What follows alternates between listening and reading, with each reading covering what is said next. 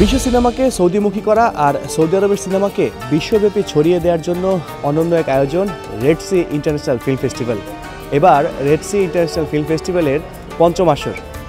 বরাবরের মতো এবারও সৌদি আরবের জেদ্দা শহরে বসেছে এবারের আসর, এবং এই আসরকে ঘিরে কিন্তু এরই মধ্যে একটি অন্যরকম উন্মাদনা তৈরি হয়েছে।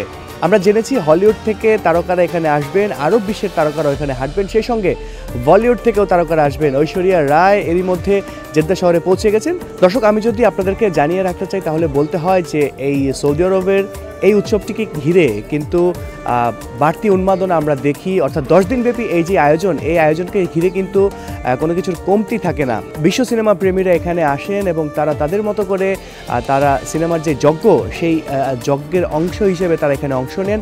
এবার আসরে, অর্থাৎ পঞ্চম আসরে 111টি চলচ্চিত্র প্রদর্শিত হবে। তার মধ্যে মূল প্রতিযোগিতা বিভাগে থাকছে 16টি সিনেমা। বিভিন্ন দেশ থেকে আগত এই সিনেমাগুলো কয়েকটি ক্যাটাগরিতে প্রদর্শিত হবে, এবং এবার উৎসবে সবচেয়ে আলোচিত সিনেমা হচ্ছে হিজরা, অর্থাৎ হিজরতের ঘটনাকে কেন্দ্র করে যে সিনেমাটি নির্মিত হয়েছে, এবং এই সিনেমাটি সৌদি আরব থেকে এবারে অস্কারের প্রতিনিধিত্ব করছে।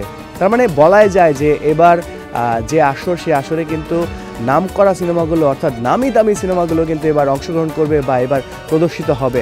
আমি যদি আরেকটু আপনাদেরকে বলে রাখি যে এবারের স্লোগান হচ্ছে for the love of cinema. সিনেমাকে যারা ভালোবাসে এবং সিনেমাকে যারা ভালোবাসতে চায় তাদের জন্য, বিশ্ববাসী বা বিশ্ব সিনেমা প্রেমীদের জন্য এই আয়োজন, এবং এই আয়োজনের কিন্তু কোনো কিছু কমতি এখন পর্যন্ত চোখে পড়ছে না। তো সব মিলিয়ে এই আয়োজনটা আরও জমে উঠবে, মিলন মেলা পরিণত হবে, এমনটাই কিন্তু প্রত্যাশা করছেন আয়োজকরা। জেদ্দার আলবালাদ থেকে আল কাসির, স্টার নিউজ।